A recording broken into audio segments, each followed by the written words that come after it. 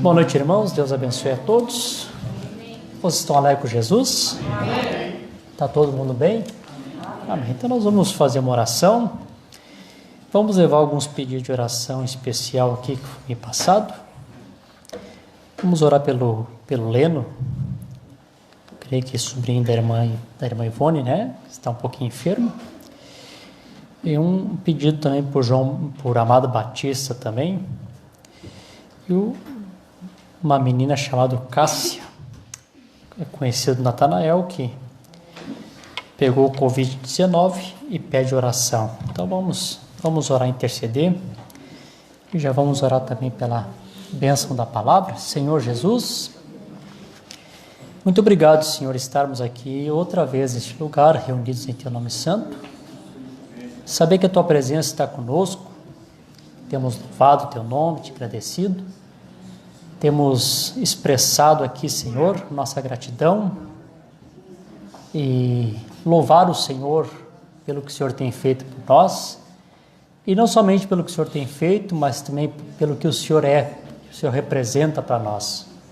Nós Te louvamos porque o Senhor é nosso Deus e nós estamos tão felizes de sermos ovelha do Teu pasto, Senhor. Que cada irmão, cada irmã que vier aqui, entraram por essas portas, não saiam frustrados, mas possam sair com a bênção da Tua palavra, levando a resposta daquilo que eles têm em seus corações. Meu Deus, esse pedido de oração especial que foram colocados aqui nesta noite, eu sei, meu Deus, que se a mão escreveu esse pedido, porque o coração creu. E se o coração creu, a Tua palavra diz que tudo é possível para aquele que crê.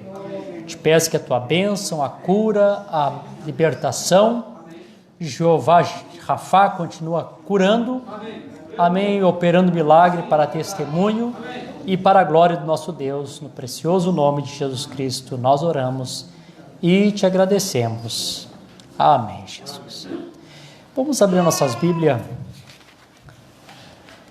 na segunda carta aos Tessalonicenses. Segunda carta aos Tessalonicenses, no capítulo 2.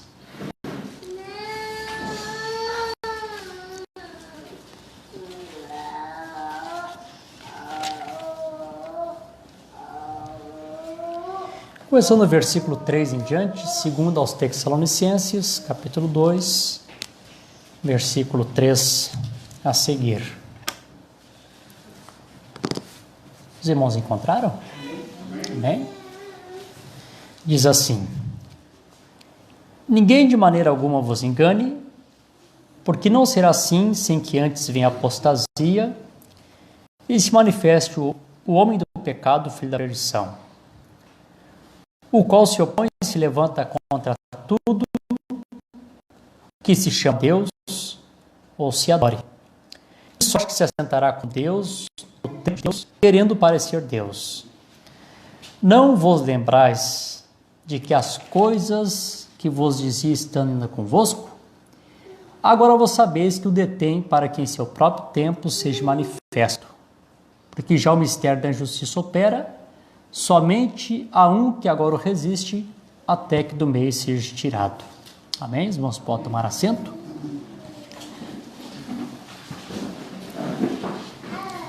Amém. Só para colocar um ponto aqui em ordem, quando o profeta leu essa mesma escritura no primeiro selo, aqui na palavra, porque já o mistério da injustiça, na Bíblia do irmão Brana, certamente era King James, estava como o mistério da iniquidade. Amém? Iniquidade e justiça é a mesma coisa, né? Então, quando o irmão Brana leu lá, ele leu porque já o mistério da iniquidade opera. Somente há um agora que resiste, até que do meio seja tirado. Amém? Então, Deus continue nos abençoando. Essa noite eu não quero me estender muito, devido ao nosso culto de comunhão ainda. E eu gostaria que os irmãos se acomodassem para que nós possamos aqui então entrar em alguns assuntos que eu quero falar nesta noite aqui para vocês. Eu não vou dar continuação aos nossos estudos hoje, porque eu quero ser bem breve, mas se Deus nos permitir, a semana que vem nós vamos dar continuação, mais ou menos desse assunto onde nós paramos. Nós vamos falar um pouquinho mais sobre a sétima taça e sobre esse grande terremoto que divide aqui o monte do Senhor. E eu creio que nós vamos ter um bom tempo. Amém? Essa semana, talvez não foi só eu creio que mais alguns também, essa semana e a semana passada, que semana difícil, né? Meu Deus do céu, acho que teve uma meia dúzia de irmãos aí que ficaram de cama, né? Eu ligava para o irmão Marino ligava para mim para saber como é que eu estava, e ele perguntando como é que eu estava e tossindo lá também do outro lado, né? Não saber quem é que estava pior, se era eu aqui ou o irmão Marino lá. Até o irmão Gildo, que tem aquela fé que vai ver até os 360 anos, né? Essa semana o irmão Gildo passou meio errado também, né, irmão Gildo? Amém? Mas graças a Deus, faz parte da batalha. Amém? Graças a Deus que vencemos, né? Semana de enfermidade e estamos aqui. Na semana retrasada mesmo, eu passei quase que a semana toda de cama, né? Então eu tinha os cultos marcados e eu pensei assim, bom, eu vou aproveitar agora esses cultos aí e vou pedir para o irmão Gildo tirar as escalas, que eu estava ruim. Aí quando eu fui na casa do irmão Gildo, ele estava um pouquinho pior do que eu, né? Eu disse, bom, tem que eu mesmo fazer, não? Fazer o quê, né? Amém. Saía da cama, ia fazer o culto e voltava para a cama de novo. Que semana difícil. Amém? Mas graças a Deus que alguns caldos aí feitos pela irmã Carlândia, pelo irmão Gildo, e ontem um chazinho feito pela minha mãe lá em Canoas, já deu uma recuperada boa, né? Amém? Hoje eu já estou bem no nome do Senhor Jesus Cristo, né? Amém. Vamos continuar orando uns pelos outros, para que nenhuma praga dessas atinja a nossa tenda, né, irmãos? Eu não tenho medo, assim, Covid, coisa assim, porque eu, geralmente, na entrada do inverno, eu sempre fico bastante gripado. Para mim é comum. E depois o corpo acostuma, né? A gente cria anticorpos e o resto do inverno é mais tranquilo, né? Amém? Hoje nós teremos a ceia do Senhor aqui. E eu quero pedir para os irmãos, como a ceia passada, não da mesma forma, o menino vai ficar ali com o refalorzinho para passar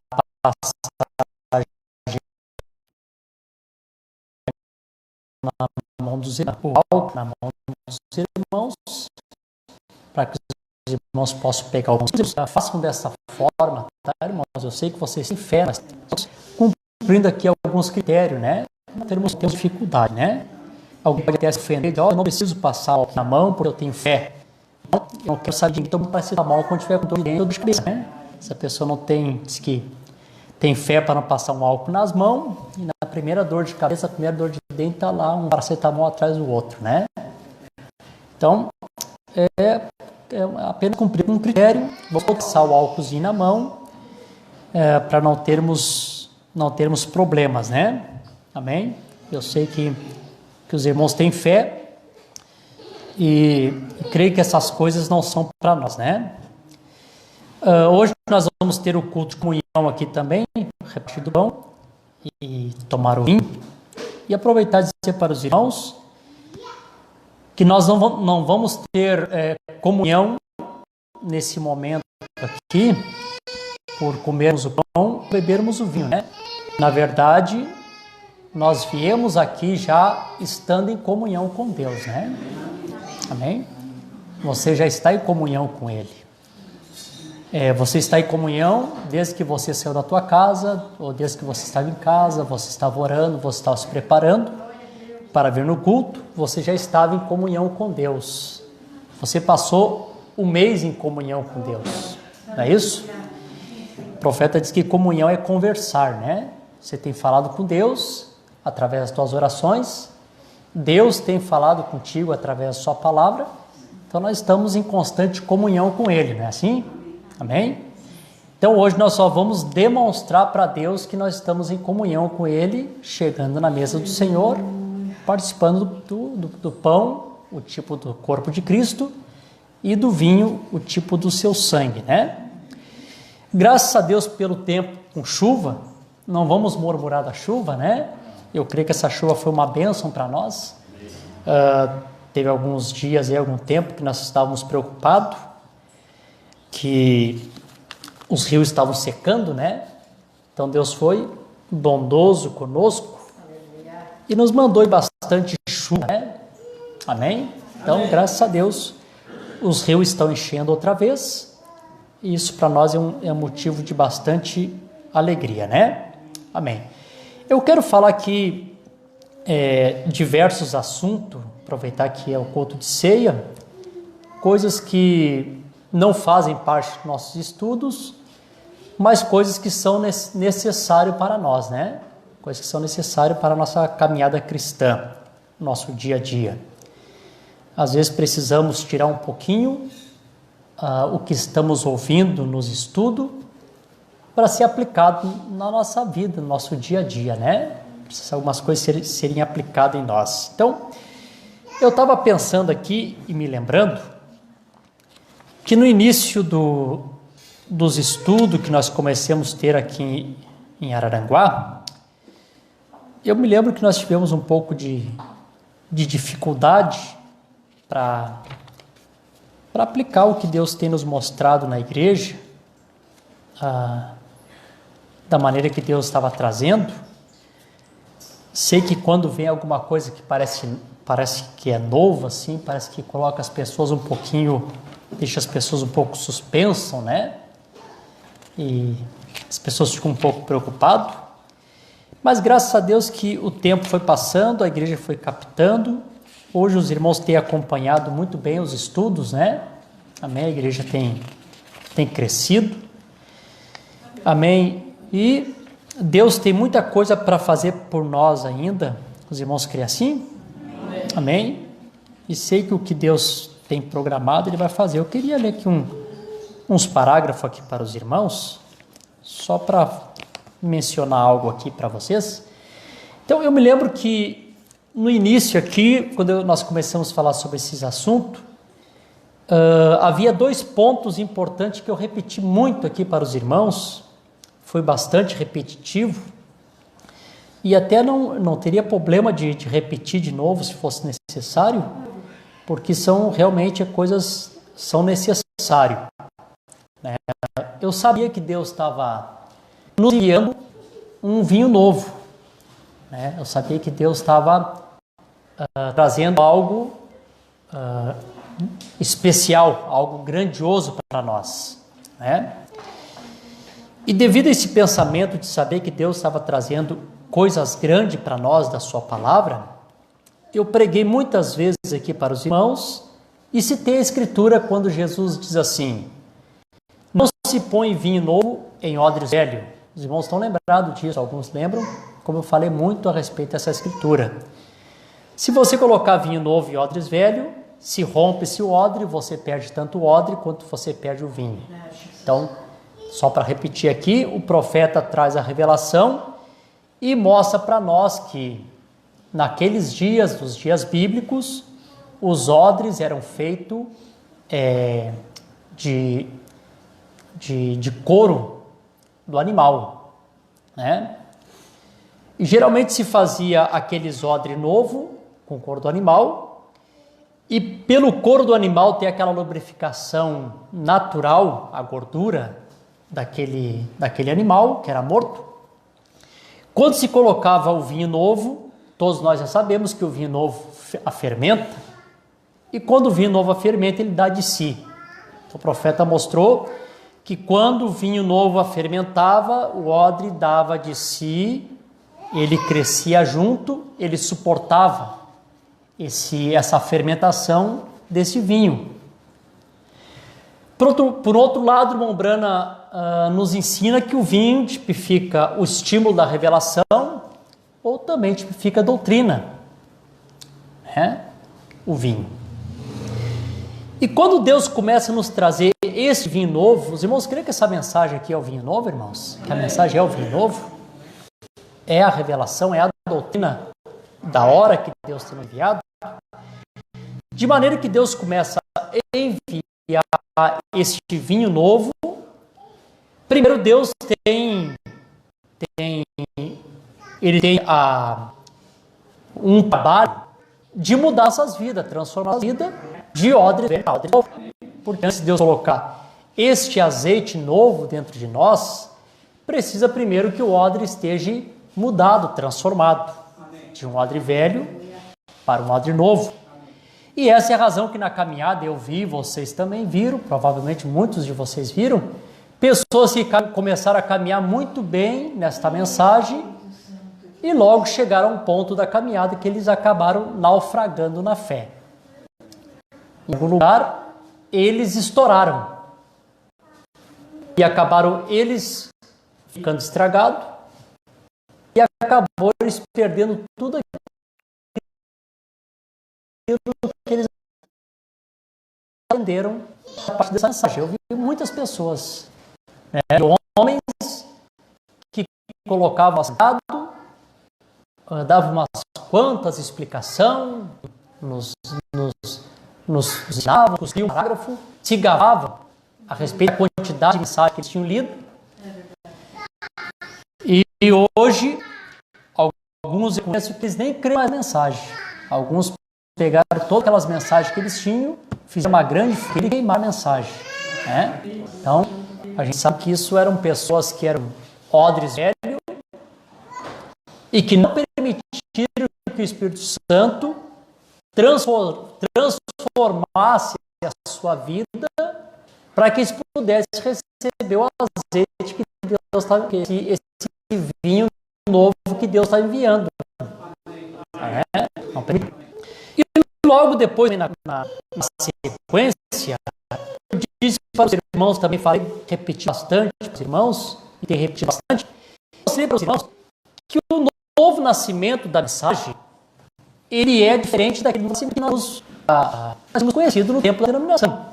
Que até o profeta passou por aqueles pontos de novo nascimento pentecostal e dizia, né, todo nascimento é sujo, todo nascimento produz sujeira. Uma criança não nasce sem chorar. O profeta citava isso para nós.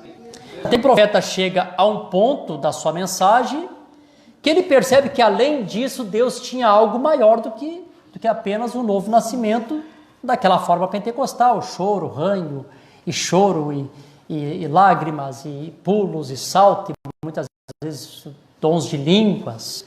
Né?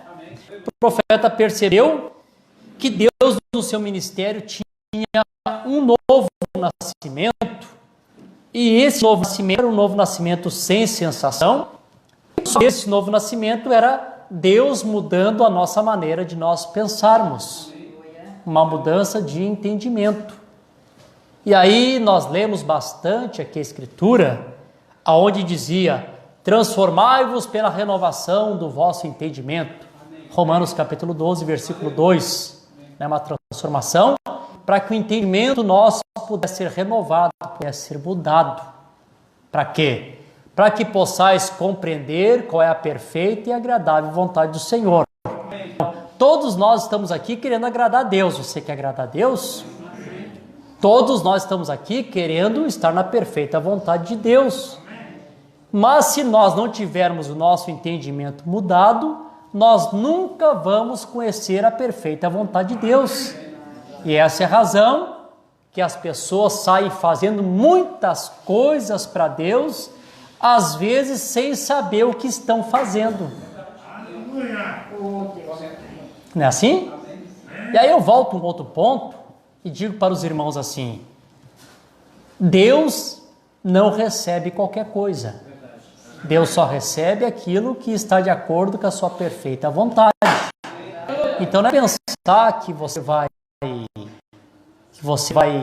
fazer alguma coisa para Deus, fazer qualquer coisa para Deus, e achar que Deus vai aceitar aquilo, Deus vai engolir aquilo, vai achar aquilo normal. Deus só recebe aquilo que está de acordo com a sua perfeita começa a nos enviar a sua palavra, o que Deus está fazendo? Deus está mudando a nossa maneira de nós pensarmos. Para que haja realmente uma renovação de entendimento. Quando o nosso entendimento começa a ser mudado, nós comecemos a receber o novo nascimento nesta mensagem. Amém?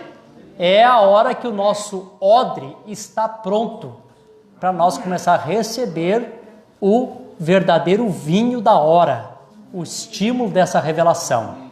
Amém? Interessante, olha, deixa eu ler esse parágrafo aqui para os irmãos. Cristo é mistério de Deus revelado. Parágrafo 232, o profeta diz assim: agora observe.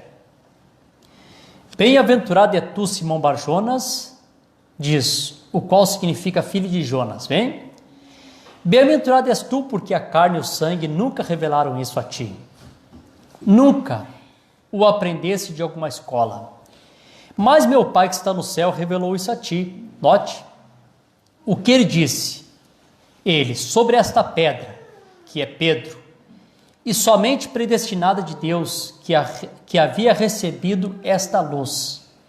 E a quem for entregue as chaves do reino, sobre esta pedra de revelação, de quem Jesus Cristo é. Ele é o pleno Deus manifestado sobre esta pedra. Não o Pai, o Filho e o Espírito Santo. E ele, sendo a segunda pessoa, sobre esta pedra edificarei a minha igreja. E as portas do inferno jamais a derrubarão. Amém? Jamais prevalecerão ela. Vê? Eu edificarei a minha igreja sobre esta pedra. Uma revelação de Jesus Cristo. Então a igreja de Jesus Cristo está edificada sobre a revelação de quem ele é. Amém? Sobre a revelação de quem é Jesus Cristo, essa igreja está edificada. Diz assim, olhe, Cristo em você o faz o centro da vida, da revelação. Vê? A vida de Cristo em você o faz o centro da revelação. Cristo na Bíblia faz a Bíblia a revelação completa de Cristo. Cristo em você o faz a revelação completa da coisa toda. Amém? Captaram aqui? Cristo em você faz a revelação completa da coisa toda. Veja, o que Deus está tentando fazer, o profeta disse assim, o que é o novo nascimento então? Você diria, bem, irmão Brana, o que é o novo nascimento? O profeta responde, é a revelação de Jesus Cristo pessoalmente para você. Viu como tem que ser uma revelação? Como tem que ser uma mudança de entendimento? O profeta vem e diz, novo nascimento é a revelação de Jesus Cristo pessoal para você. Quando realmente tu recebe a revelação de Jesus Cristo pessoal para você, isto é novo nascimento. Amém. Então deixa eu dar uma paradinha aqui e só falar uma outra coisa para os irmãos aqui.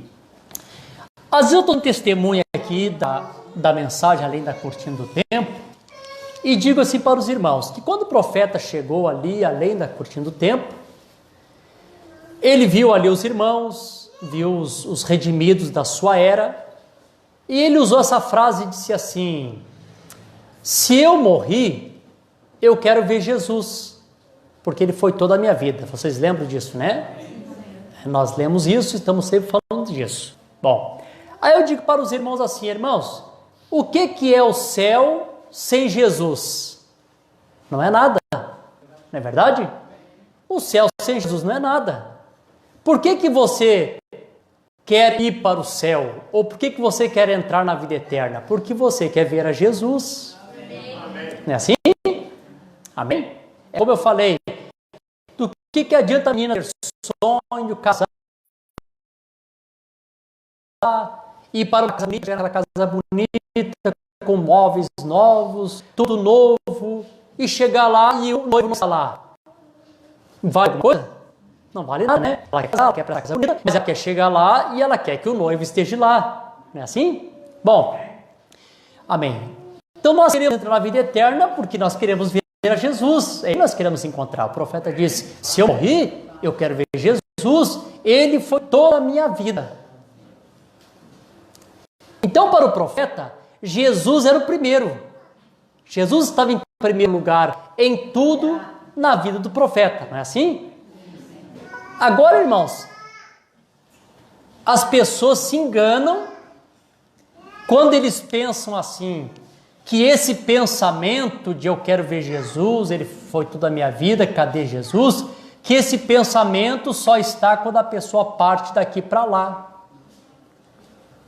O profeta pensava assim ali, porque aqui nesta vida ele também pensava assim. Aqui também Jesus Cristo era tudo para ele. Mas as pessoas deixam Jesus aqui em segundo, terceiro, quarto plano, quinto plano, não sei qual o plano que existe Jesus, e acham que quando eles chegarem lá, Jesus vai estar em primeiro. Não, senhor. Se Jesus não é o primeiro aqui, irmão, muito menos do outro lado. Aí o profeta vem e diz, a morte não muda ninguém. A morte só muda o nosso lugar de morada. Tem pessoas que estão esperando morrer para se tornar melhores, para ficarem bonzinhos, para pensar que vão expressar o amor por Jesus. Irmão, deixa eu te dar uma notícia. A morte só vai mudar o teu lugar de morada. O jeito que você parte aqui, você é lá.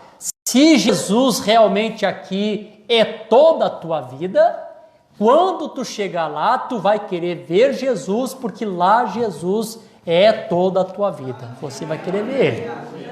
Então não é pensar aqui que nós vemos essa vida aqui, que tudo aqui é mais importante. Aí quando sobra o resquício de tempo, nós temos a Jesus, nós lembramos que temos Jesus, e achar que depois que partir isso vai mudar. Não muda. Jesus tem que começar a ser tudo para nós desde já. Amém? Aleluia. O profeta diz assim, por isso que eu digo, novo nascimento é uma revelação pessoal. Quando Jesus Cristo é revelado para você, viu, irmão? Ter a revelação de Jesus Cristo. Quando Jesus Cristo é revelado pessoalmente para você, Jesus torna-se tudo para você. Aleluia. O profeta diz assim, o novo nascimento é Cristo, é a revelação. Deus tem revelado a você este grande mistério, e isto é o novo nascimento. Agora, o que você vai fazer quando você reunir todo esse grupo, onde a revelação está perfeitamente em harmonia, e Deus expressando-se através da sua palavra pelas mesmas ações, as mesmas coisas que Ele fez, ou que Ele está fazendo, a palavra manifestar. Se a igreja tão somente soubesse a sua posição, e ela saberá, um dia, então o rapto se irá, quando ela souber quem ela é. Amém? Então, quando a igreja de Jesus Cristo ela chega à revelação completa, que ela sabe quem realmente ela recebeu a revelação completa de Jesus Cristo, o profeta disse, quando isso acontecer, o rapto se dará. Se o rapto não se deu ainda, é porque está meio difícil as pessoas saber quem são, né, irmãos? Amém? Vocês estão felizes? Amém. Deixa eu ler mais uns parágrafos para os irmãos. Outra coisa, irmãos. Nós estamos aqui reunidos, e eu falei no culto ontem para os irmãos que essa reunião que nós estamos tendo, o culto que estamos tendo, Deus está nos treinando por meio da sua palavra. Você crê assim? Deus está nos treinando. Nós estamos em treinamento. Amém. Aqui dentro é o treinamento. Aqui nós somos treinados por Deus, porque quando nós chegamos lá fora, lá nós temos a nossa batalha com o diabo. Enquanto estamos sentados aqui no culto, estamos com com os irmãos, ou você está em casa, ouvindo uma mensagem, escutando uma pregação, você está em um grande treinamento. Deus está nos treinando. Amém? O que Deus está nos treinando? Deus está nos treinando porque quando nós saímos lá fora, quando a mocidade aqui está na escola, quando eles estão estudando, lá eles vão estar em guerra, lá estão em batalha. Lá vai ter uma coleguinha dizendo para elas, por que vocês não colocam a cabelo de vocês? Amém. Vocês já experimentaram botar uma calça? Você não acha que fica mais bonito? Ou que vão dizer para os meninos? Então lá está a batalha. Lá eles vão ter que tomar o treinamento que Deus tem treinado aqui, que é a palavra, para poder se defender do diabo lá. Não é verdade? Amém? Ou seja, o irmão, a irmã no trabalho, quando o diabo te afrontar lá, quando o diabo te encarar lá fora, lá tu vai ter que usar o treinamento que Deus tem nos dado por meio da sua palavra para poder encarar o diabo lá. Amém? Aí o profeta diz assim, sobre esse treinamento, ele diz assim, a competição é uma prova de força. E nós temos a prova de força, nós costumamos ter. Os índios usavam fazer uma fogueira,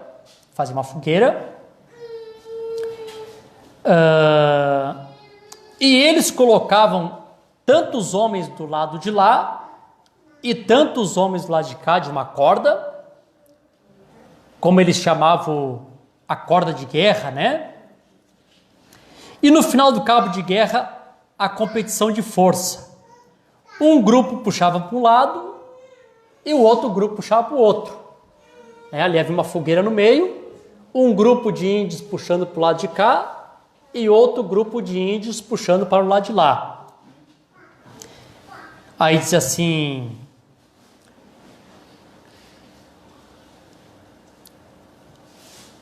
no cabo de guerra, competição de força, puxaria o grupo que estava perdendo sobre o fogo. E agora sabemos que há muitas coisas e podemos basear nisto, por uns poucos minutos, sobre a competição. Mas eu quero falar rapidamente sobre esses minutos a respeito da maior competição que há entre a igreja e Satanás. Aquela grande força de Satanás. E queremos falar sobre a grande força de Deus em sua igreja. Agora, esta grande competição tem seguido por muitos anos. E ela começou no céu. E Satanás foi chutado para a terra. Então ele se torna um inimigo para o povo de Deus. E desde então ele tem usado toda a sua força, a sua estratégia, para tentar puxar o povo de Deus sobre as fogueiras, ou dentro da sua fogueira. Então Satanás está nesse cabo de guerra, há um lago de fogo preparado para o diabo e seus anjos, e de um lado está o povo de Deus puxando esse cabo de guerra, e do outro lado está a igreja do Deus vivo também puxando esse cabo de guerra. Satanás tentando puxar o povo de Deus para o lado, e se ele vence o fogo, esse é o propósito. O profeta diz assim, olha essa força aqui. Agora, ele deu ao seu povo a melhor coisa que ele pode combater Satanás. Foi a sua palavra. Amém? Você tem a palavra? Agora, porque a palavra é Deus, e que é mais forte que Deus, então a palavra é Deus. A palavra se torna a nossa força. Deus na igreja torna a sua força para puxar Satanás para a sua própria fogueira, o qual ele tem feito. E a luta prossegue. Agora Jesus disse em São Marcos 16, em meu nome expulsarão demônios. Agora eu sei que isso é um velho provérbio, que o povo, há um velho provérbio e não é tão velho, tampouco as pessoas não creem em demônio nesses dias. Mas a coisa a fazer, na minha opinião, é conhecer seu inimigo, conhecer o diabo. Amém? É conhecer o seu inimigo, conhecer seu oponente e treinar para a competição. Amém?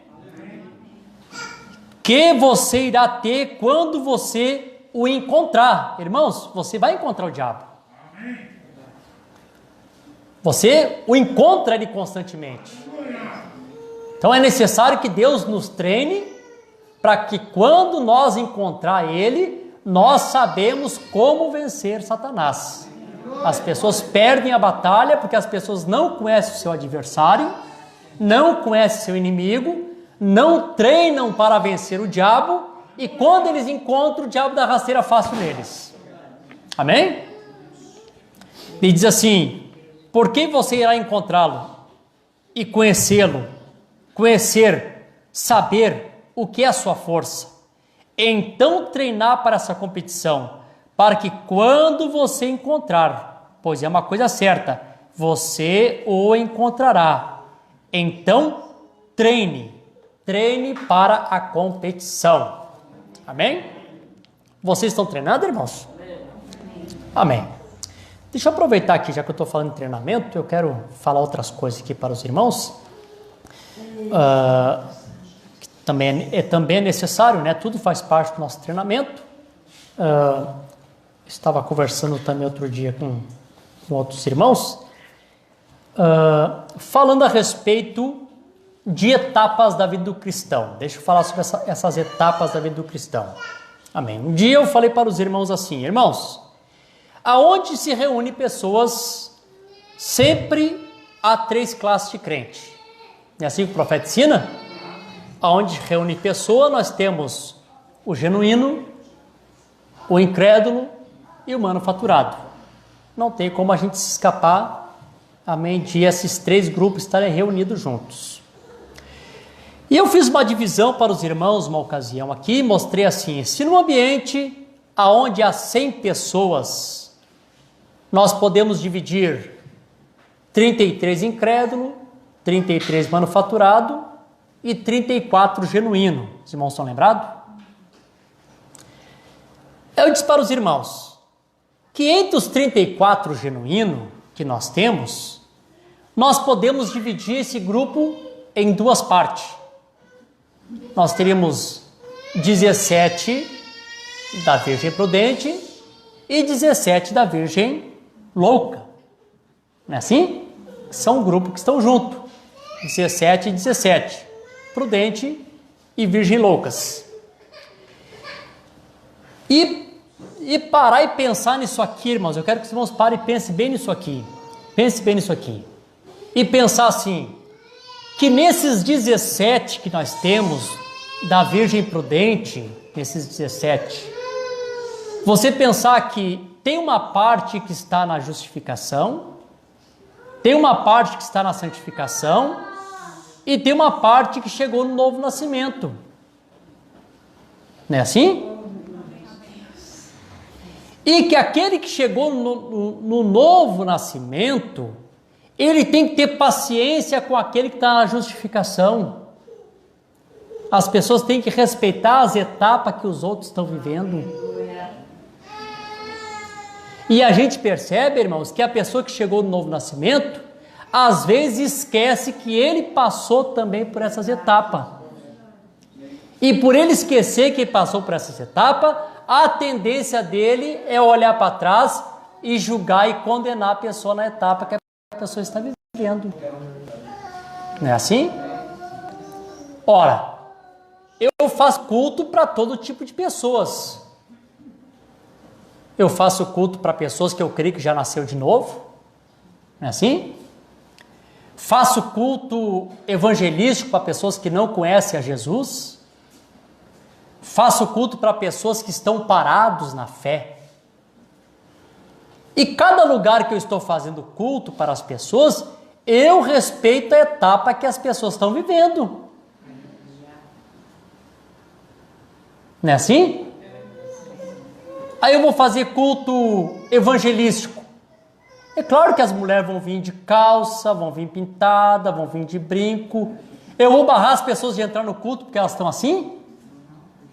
É claro que não, né, irmãos? Eu sei que a etapa que elas estão vendo é essa, estão ouvindo a palavra.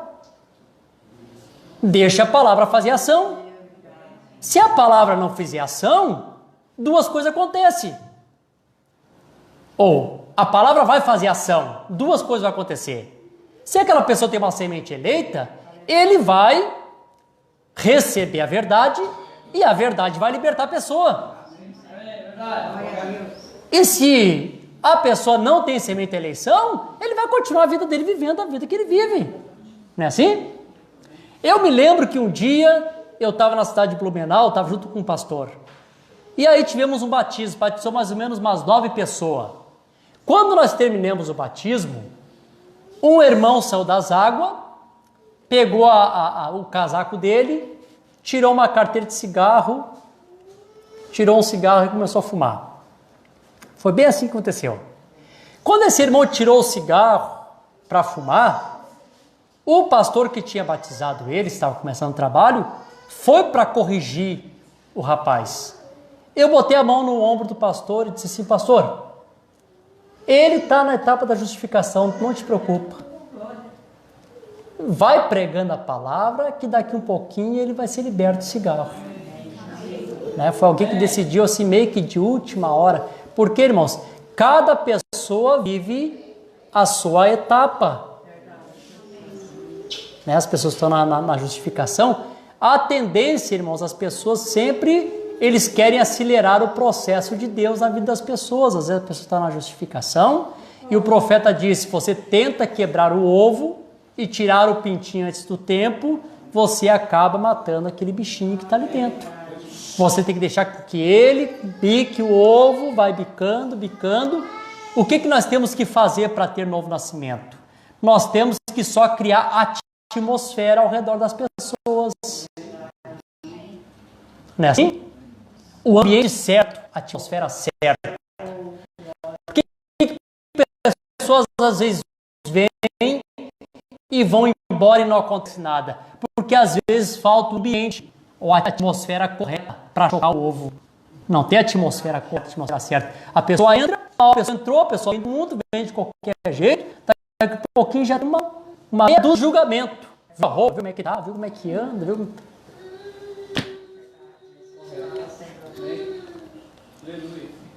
Aleluia. Não é assim, irmãos? E as pessoas confundem, né, santidade, às vezes com a roupa. E é claro que é necessário mantermos a santidade na roupa, mas a santidade original começa dentro da pessoa. O irmão Brana deu testemunho daquele irmão que disse assim: irmão Brana, você é um pregador pentecostal, permite com que esta irmã, cabelo cortado, toque piano na tua igreja? O profeta disse: olha, realmente ela corta o cabelo, mas essa irmã tem um bom espírito. E o profeta sabia que o bom espírito dela levaria ela a ser liberta.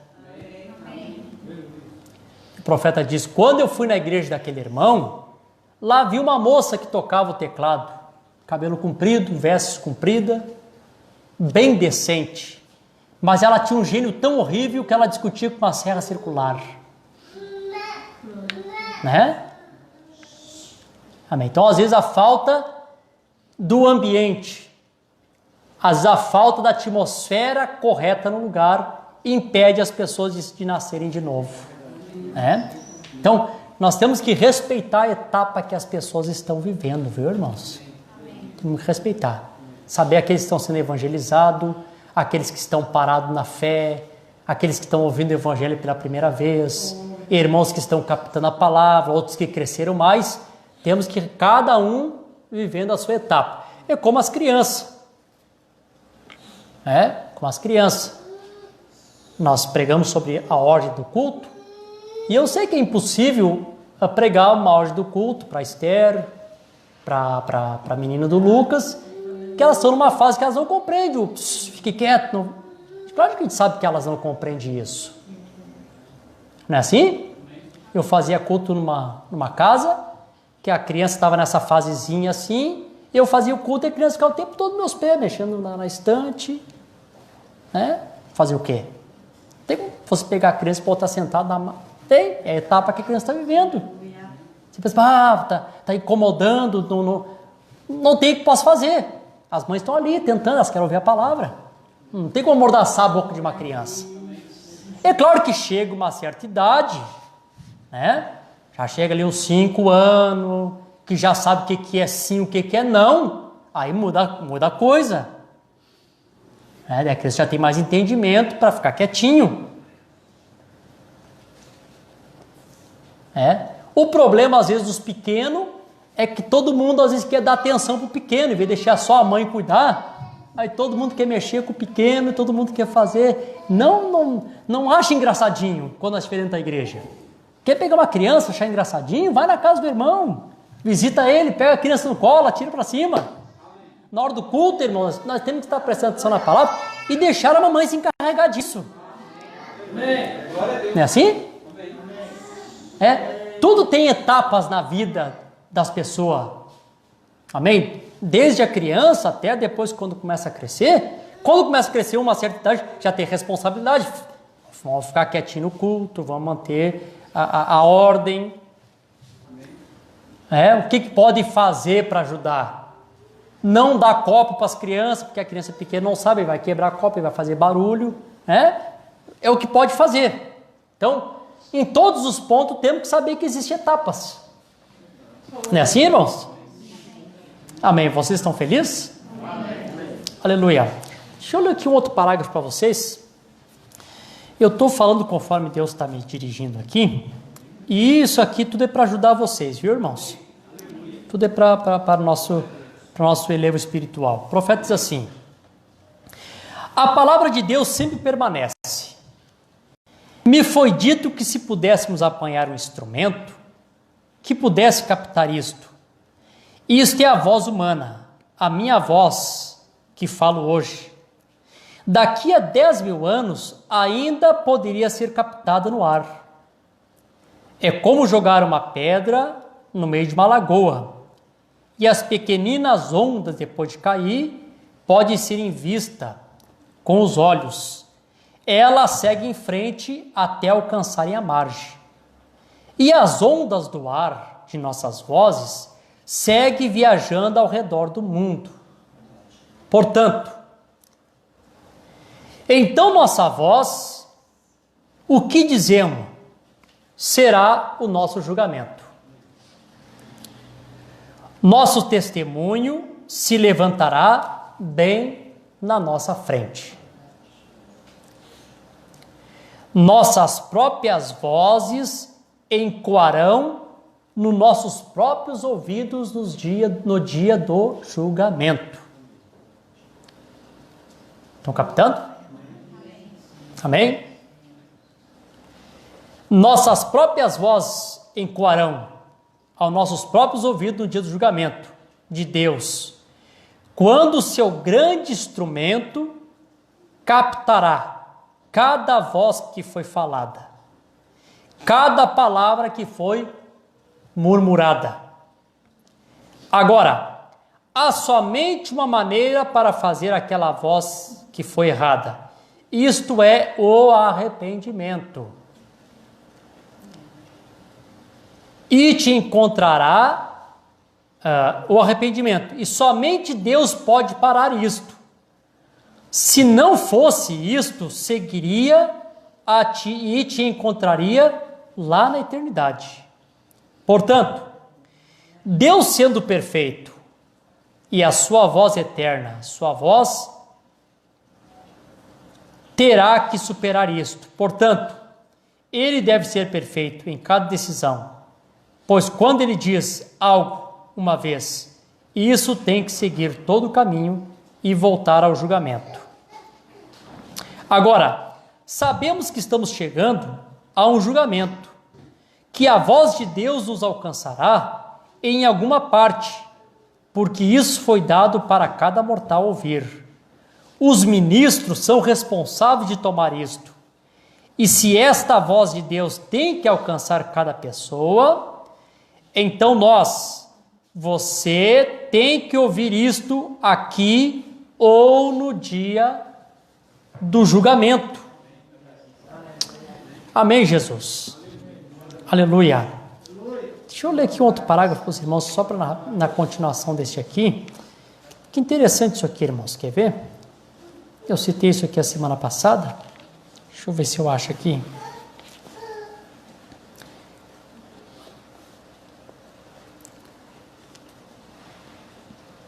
O Espírito Santo deu uma advertência para o profeta, quando ele esteve ali na cortina do templo, e disse ali para os irmãos, que era para que os irmãos vigiassem com os pensamentos, vocês estão lembrados disso? Amém. Que os pensamentos no céu falavam mais alto que as palavras. Isso foi uma advertência que o Espírito Santo deu. Irmãos, essa advertência deveria ser tomada com seriedade. As pessoas deveriam tomar com seriedade essas advertências. Porque o Espírito Santo chama atenção nisto e parece que as pessoas sempre seguem fazendo. Uma vez eu dei testemunho aqui, que o profeta falou, que quando aquelas crianças disseram assim para o Eliseu, sobe calvo, sobe calvo, e uma ursa saiu do mato, matou 40 crianças.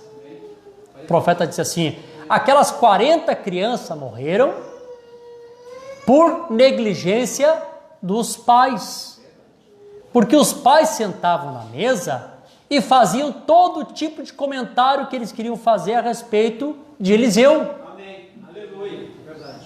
Quando as crianças viram Eliseu, só repetiram aquilo que os pais diziam.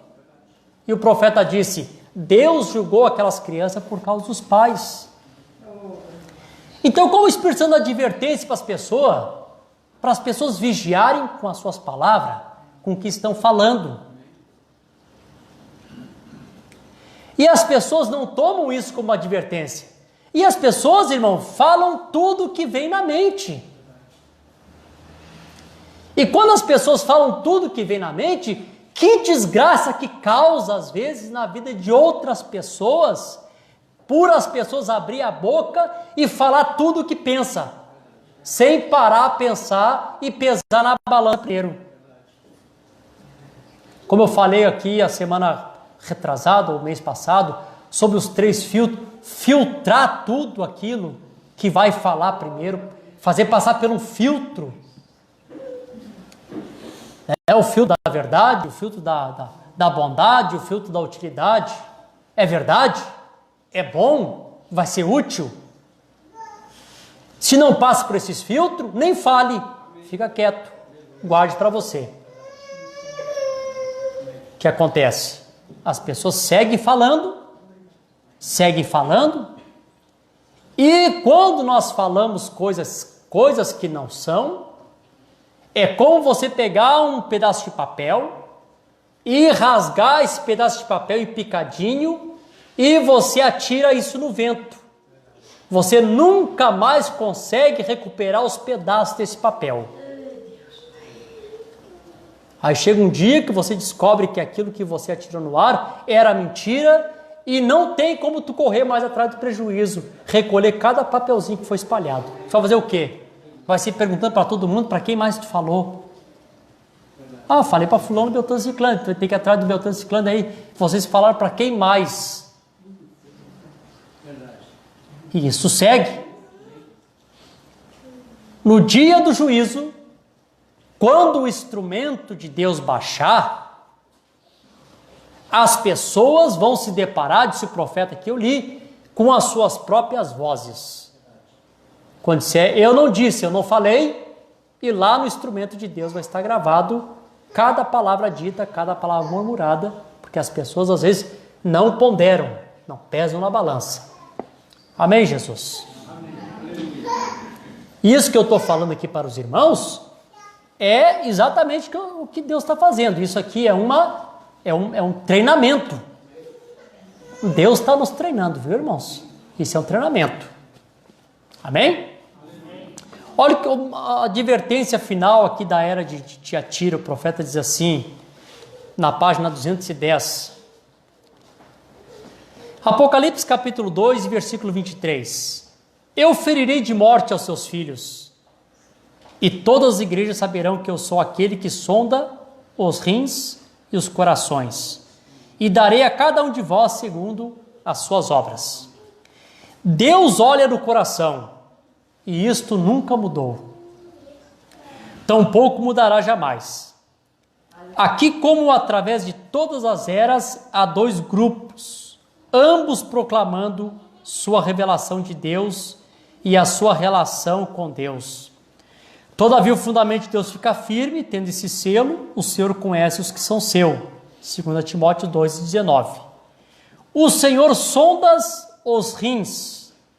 A palavra sondar significa seguir o rastro ou investigar profundamente. Deus segue o rastro dos nossos pensamentos. É?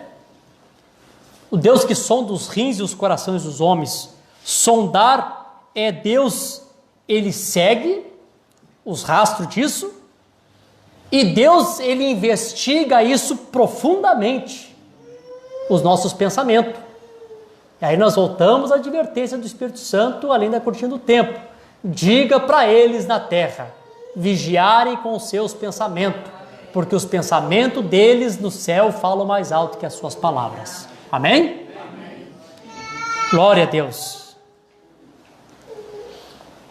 Deus segue o rastro de nosso pensamento, os rins. Ele sabe o que está em nosso coração. Ele vê as nossas obras, que são uma clara manifestação do que está dentro de nós. E do coração que procede tanto a justiça como a iniquidade. Nosso motivo, nossos propósitos, todos são conhecidos dele, uma vez que ele observa cada ação. Amém, Jesus? Aleluia. E cada ação, cada palavra será levada a julgamento. Quando for prestado contas, quando as nossas vidas não houver temor de Deus diante da falsa vinha, eles pagarão caro.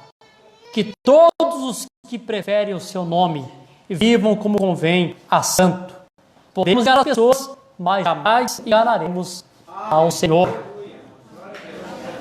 Aleluia. Eu já vou encerrar, irmãos. Deixa só dar mais uma puxadinha aqui. Essas coisas eu creio que são muito importantes, viu, irmãos? De que o ensinamento é melhor, os estudos são melhor, mas isso aqui também é necessário, viu? Deixa eu ler algo para os irmãos aqui, só para nós seguirmos aqui. Outra coisa, quando eu li a escritura aqui, já o mistério da iniquidade opera, somente é um que agora resiste até que do meio seja tirado. O profeta nos ensinou. O que é iniquidade? A iniquidade é você saber fazer a coisa correta e não fazer. Não é essa iniquidade? Sabe fazer e não faz. Eu sei que é assim, não precisa me falar, mas também não faço. Tem uma diferença. Eu não fiz porque eu não sabia. Não tem essa diferença? Eu não sabia que era assim. Por isso que Deus é um Deus justo. Por isso que nos estudos nós vimos nações no milênio, oportunidades no milênio. Porque quando a pessoa não sabe, Deus Deus não leva em conta o tempo da ignorância. Mas agora o mistério da iniquidade, o que é o mistério da iniquidade? Sabe fazer, sabe o que é correto, mas não faz. Não é assim?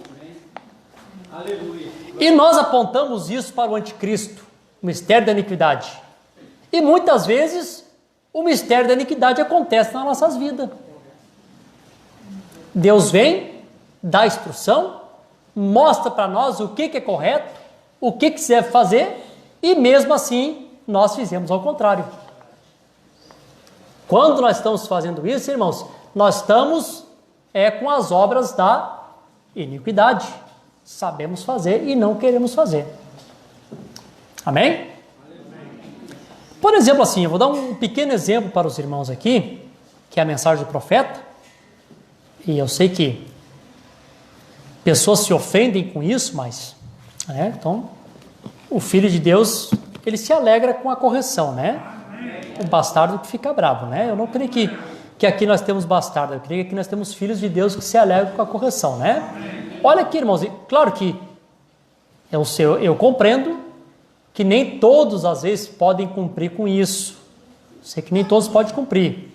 Sei que existem as dificuldades. Mas as pessoas não cumprir com isso aqui porque não querem cumprir é iniquidade. É com todas as letras. O profeta diz assim, perguntaram por irmão Brana assim, você também ensina que nós devemos, não precisamos guardar o domingo, ou nenhum dia santo, ou trabalhar, ou como trabalhar, ou pescar no domingo. E o profeta diz assim, eu creio que é um pecado pescar, ou caçar, ou trabalhar no domingo, quando você pode ir à igreja. Amém? Uma vez o irmão Branco estava no acampamento, e os irmãos saíram para fora no domingo, um pegou um taco de beisebol, outro pegou a bolinha, atirou, o outro irmão bateu com o taco, o irmão Branco saiu da tenda e disse assim para os irmãos, irmãos, hoje é domingo. Eles nem estavam na igreja, né? Quem é que leu isso? Alguém já leu esse testemunho? Eu creio que foi o irmão Pierre Gris que deu esse testemunho. O irmão Branco não censurou eles por estar jogando taco. O irmão Branco censurou eles porque eles estavam fazendo aquilo no dia de domingo. Não façam isso. Hoje é domingo. Amém? Agora, eu creio que você está transgredindo as leis. Você está transgredindo as leis de Deus. Existe um mandamento para tal coisa. Sim, Senhor. Agora no Velho Testamento tivemos um tipo do dia do sábado. Isso era tudo. E Jesus não veio para você para guardar o sábado. O antigo dia sabático. Era o sábado qual? Era o fim de semana. Domingo é o 8º dia, ou o primeiro dia da semana, o qual Jesus ressuscitou. É como eu disse, eu sei que tem pessoas que trabalham em serviços, que têm escala no domingo, e se compreende que a pessoa tem que trabalhar. Quando eu estou falando de mistério da iniquidade, é aquele que não precisa e faz igual. Sabe aquela irmã que deixa as roupas sujas toda semana, aí no domingo ela se lembra que ela tem que lavar toda a roupa suja. Aí quando chega perto do horário do culto, a máquina ainda está batendo e ela vai ter desculpa que ela não vai na igreja porque a máquina está ligada e tem um monte de roupa e segunda-feira precisa de roupa para trabalhar. Não é assim que acontece? Amém? O profeta disse, eu não creio que é correto. Agora, se você está longe em algum lugar, num deserto, e você está lá em uma caçada, e não há nenhuma igreja por ali, nada assim, e não há nada que você possa fazer. E se você estivesse pescando, eu creio que isso estaria sem problema. Mas se você está aí pela cidade, ou perto de onde tem uma igreja, você deveria ir à igreja de qualquer maneira em algum lugar. Amém? Eu creio, quanto ao trabalho, eu creio que se o boi está no buraco, ou algo e tem que ser feito no domingo, você vai em frente e faça. O boi que é no buraco, tem escala no domingo, eu creio que a irmã trabalha aqui um domingo sim, um domingo não no hospital, né? Vai e faça, trabalha. Se é algo que você nada pode fazer, isso deve que ser daquela maneira. Mas se você simplesmente o faz e espera até o domingo para fazê-lo, ou simplesmente o faz por nada, você está errado. É a mensagem, né? Você está errado. Fazer, eu vou deixar para o domingo eu faço. Está errado, não é correto. Isto é iniquidade. Amém, Jesus? Louvado seja o nome do Senhor. Agora recorde, vá à igreja, em algum lugar, em alguma parte. Eu poderia citar certas denominações, mas eu não farei. Porque essa igreja é a única coisa que eu sei que eles ensinam, que eu creio que eles dizem que se Jesus Cristo é o Filho de Deus, você diga amém para isso, né? Naqueles dias o irmão Brana aconselhando os irmãos a ir a alguma igreja. Amém. Claro que hoje não tem desculpa, né? Hoje temos bastante tabernáculos, né? Então eu preciso dizer, como eu disse para os irmãos, claro, irmãos, que eu compreendo, amém, que existe casos e casos nessa parte do domingo. Por exemplo, se a irmã Ivone e o marido moram lá em Torres, sei que às vezes é difícil para eles virem no culto. E sei que o coração deles, eles estão desejando estar aqui. E se morasse aqui perto, estaria aqui todos os domingos, não é assim? Eu sei disso. Mas a pessoa simplesmente dizer, hoje eu estou cansado, é domingo, eu vou ficar em casa. Se a pessoa faz isso, ele está errado. Isto é iniquidade. Eu vou deixar tudo da semana para o domingo. Domingo eu vou fazer. E se ele se embaraça, ele não consegue ir no culto, ele está errado. É iniquidade. Sabe que não deve fazer assim. Nós temos uma mensagem que nos ensina que não é para fazer assim. Amém? Nós temos uma mensagem que nos ensina que domingo é o dia da ressurreição. O profeta nem abastecia o carro no dia de domingo. Domingo, ele dedicava aquele dia inteiramente a Deus. Amém, Jesus? Você não pode usurpar o direito que é de Deus. Aleluia. Amém, Jesus? Vocês estão felizes? Deus abençoe vocês. Vamos se colocar de pé. Amém. Glória a Deus. Aleluia. Amém, Jesus.